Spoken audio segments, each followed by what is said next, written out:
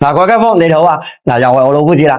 今日呢一手就犀利啦，跟住就新切出嚟嘅冰飄花，想要高品質嘅翡翠上架啲街坊們，扎輪單等仔儲埋嚟啦。從墓碑嘅狀態嚟睇咧，就會睇得出嚟，佢嘅水頭真係好足嗰隻嘅，飄花絲絲流流，真係充滿咗意境感嘅。依家我哋即刻起條成品，同大家一齊睇下個效果究竟嘅點樣。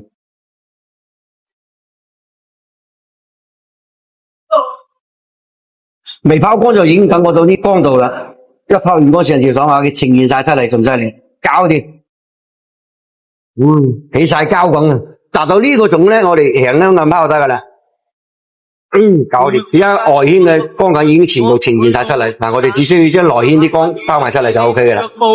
我要再見你，只想將心聲透露。哇，靚到絕啊！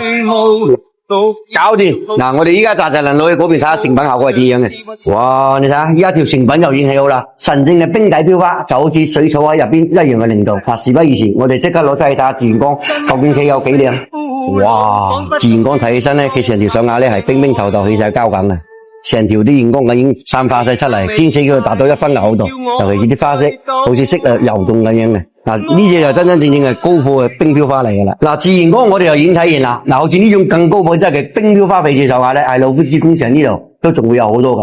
即係如果大家睇啱中意或者新叔叔嘅，就即刻同老夫子講翻一聲，我要一隻，我嚟同你哋搞掂。